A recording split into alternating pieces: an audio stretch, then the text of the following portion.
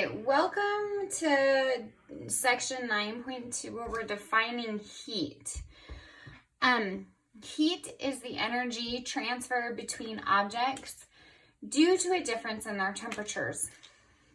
So this is the idea of when we have the hot pan and the cold countertop. When you put the hot pan on the cold countertop, heat will transfer from the hot object to the cold object.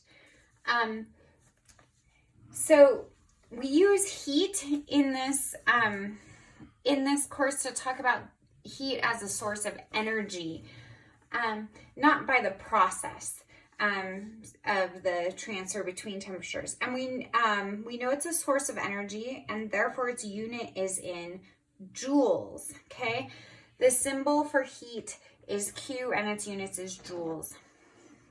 So macroscopically, we think of it as heat transfers from hot object to cold objects. A lot of times in physical science, you will have students say, heat rises, which is not how heat travels. Hot air rises because it is less dense than cold air, but heat itself does not rise. So the heat flows from hot objects to cold objects. So you have macroscopically what happens. You have something hot next to something cold. A little while later, they will both be some temperature in between. Now, microscopically, what happens is, say you have a cold object, its atoms are moving, they have less kinetic energy.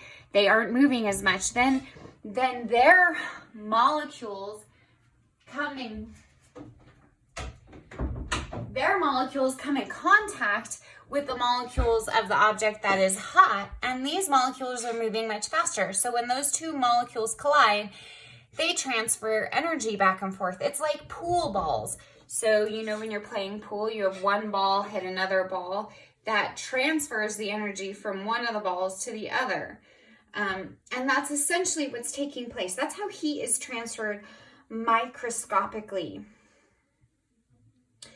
So,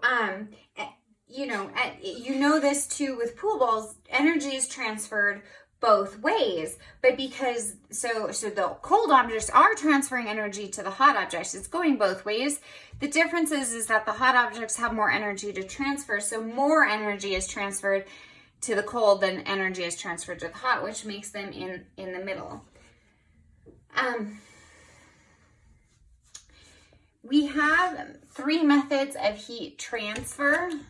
That is conduction, convection, and radiation. And these are all things you should have heard before. It's that quintessential image of the pot. You have radiation from the hot stove. You have conduction of the metal pan up the handle. And you have convection when you're heating water. It's the movement of fluids. So conduction, so heat is transferred by these three methods. Conduction is the transfer of heat within a material with no overall transfer of matter. So we know when we put a pan on the stove, eventually the handle heats up, but the handle hasn't moved. It's the same matter. It's just that the heat has traveled up the pan. Convection is the transfer of molecules within a fluid. So it's got the warm molecules circulating because they're less dense, and the cool molecules falling, warm molecules rising in, say, a convection current. And radiation is the transfer of heat using electromagnetic waves. And specifically, these are usually in the infrared spectrum of our EM spectrum. These are heat, that's how heat is transferred from electromagnetic radiation, and everything radiates heat. But you sometimes receive more radiation, and sometimes you give off more radiation.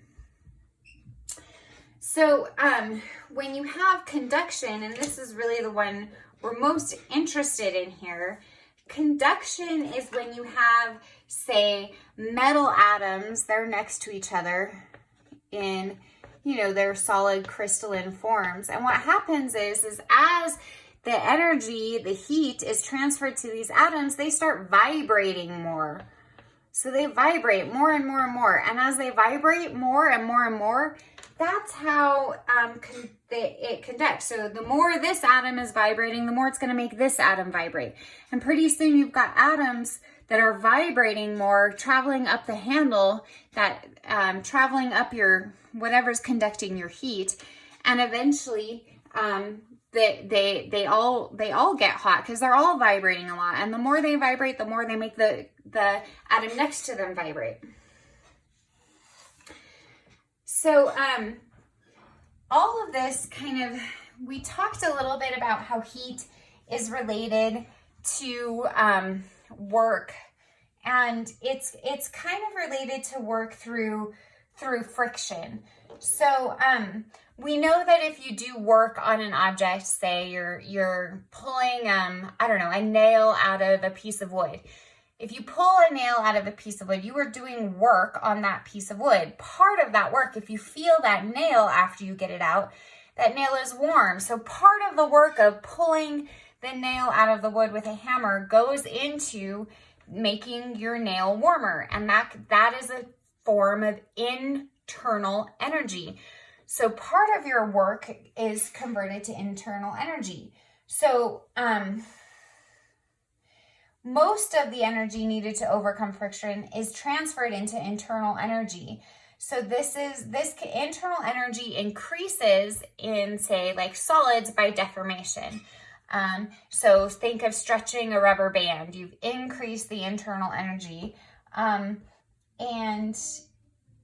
Remember from momentums, and then remember that when we covered conservation of energy, and conservation of momentum, that when two objects experience friction, so let's say you're rolling a ball down a hill and it experiences a lot of friction, we usually couldn't say that energy was conserved. Well, it was, but part of that energy, that friction that ball experienced, went into internal energy. And that's the same was true for, say, inelastic collisions. Not all the initial kinetic energy remains kinetic energy. So inelastic collisions would be like you throw a ball into a cup, and then the cup and the ball are coupled and they move together. Not all of the energy was conserved, even though momentum was. So now we have sort of a new way we're going to study conservation of energy. We're going to still have our change in potential energy, our change in kinetic energy, and our change we're going to add the change in internal energy, and this is usually in the form of friction. And all of that is equal to zero because it's saying that energy is conserved. So if you changed your potential energy and you changed your kinetic energy, the leftover amount of energy would be a change in your internal energy. Before we get on to number 6, which is the example, I wanted to talk about how heat transfer, it always flows from hot to cold, which is very similar to gravitational potential energy. Objects will drop spontaneously from high to low gravitational potential energy. You have to put work into them. Say you have this, I drop it, it takes no work to fall. I have to put work in to lift it up. That's true also of transferring energy from cold objects to hot objects. It does happen, but you have to put work in. Example 6, we're going to use the new conservation of energy a little bit, but it's mostly, it kind of tells us, the problem tells us how to relate the equation. So before we begin, I put your potential energy, PEG, which is mgh, and our kinetic energy, which is 1/2 mv squared. A lot of times if this is a change, you'll be stopping, so your VF is 0, or your height is 0, but you might have a change in height and a change in velocity a lot of times for your change in those gravitational potential and your change in kinetic energy. So a worker drives a 1/2 kilogram spike into a rail tie with a 2.5 kilogram sledgehammer. The hammer hits the spike with a speed of 65 meters per second. If 1/3 of the hammer's kinetic energy is converted to internal energy of the hammer and spike, how much does the total internal energy increase? So it tells us that 1/3 of our kinetic energy changes into internal energy.